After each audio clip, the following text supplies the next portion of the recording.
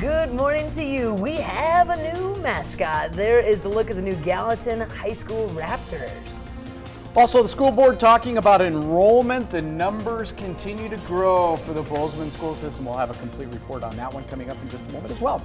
Good morning to you. 6:30 on the dot here on this lovely Tuesday. Matt Elwell, we said the word warmer today to describe the morning temperatures. Numbers there are starting to grow as well. Temperatures are warmer.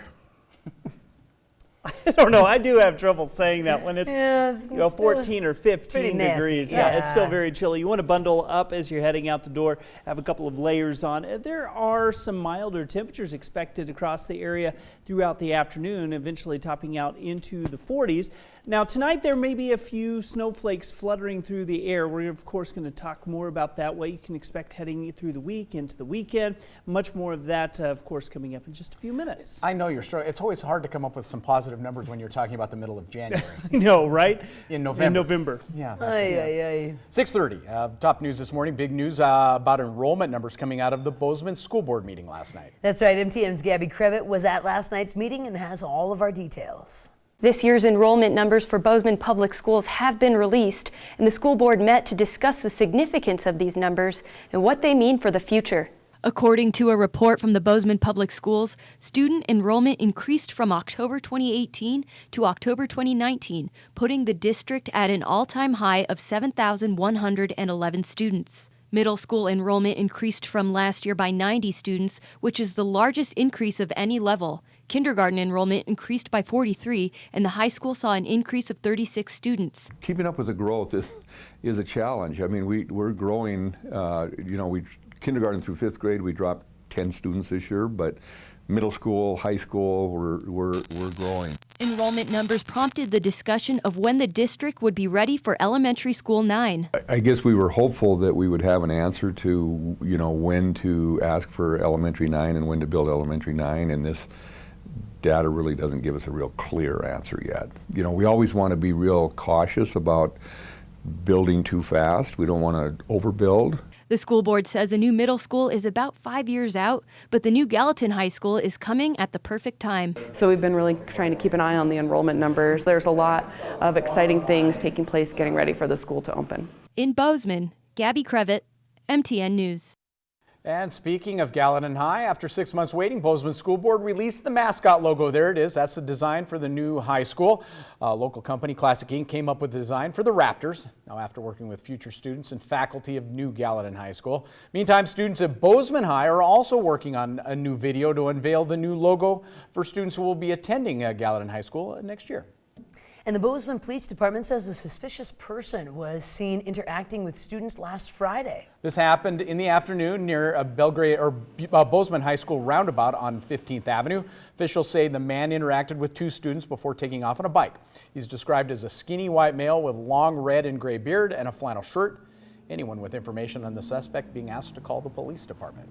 And it has become a tradition for the Belgrade school system to hold a Veterans Day ceremony to recognize those who have served. Now, we were at the Special Event Center yesterday morning where this small segment of society was honored in a big way.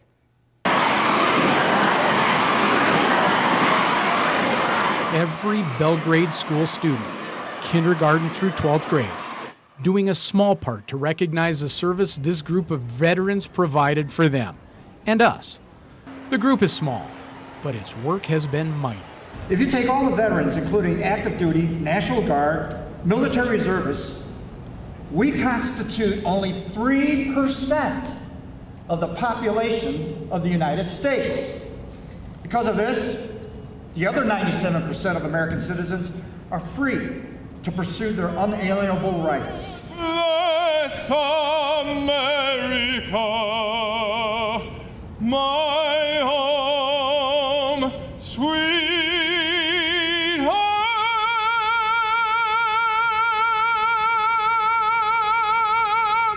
Music a big part of the ceremony, and so was the input of veterans themselves. Christian Wade recently retired from active duty. He served overseas for years. He told the packed house crowd that at times it felt like no one at home cared about what they were doing over there. He now knows that was wrong. And I'll tell you this, when I see what you have done for us here and now, I am deeply moved.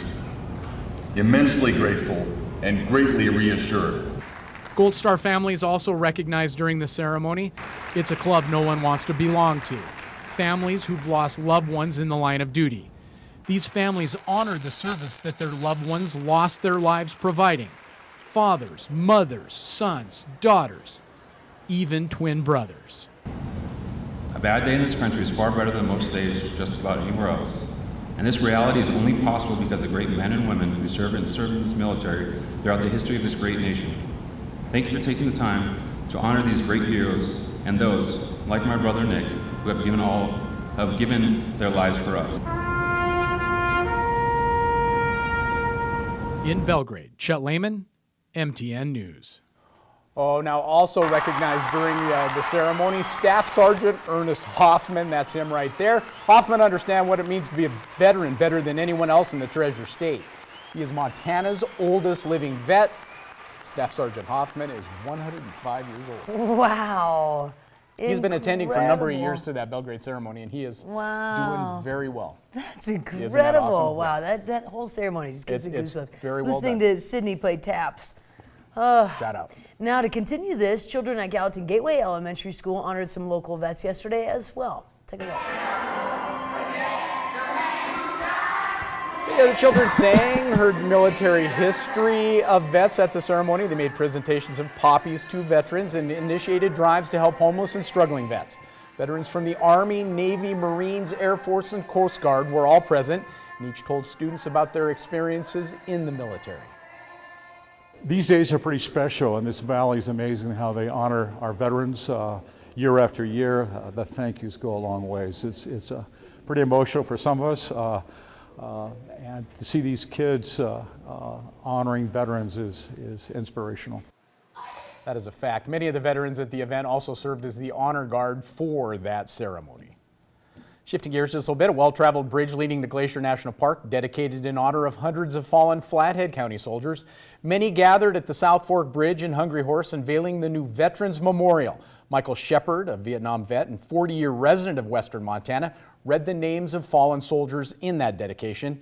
He says he had first reached out to Montana State Republican Senator Dee Brown with the idea to dedicate this bridge to a special group, and he couldn't be happier with the results. That's fantastic. Yeah, awesome. So many heartwarming stories in Good that stuff. last segment. I love it. 6:37, we have to take a quick break. Thanks for being with us here on this Tuesday. When we return, we take a look at this Arctic blast sweeping the nation, from car crashes, airplanes sliding off the runway, and record-setting low temperatures. But first, let's check in with Anthony Mason to see what's coming up at 7 o'clock.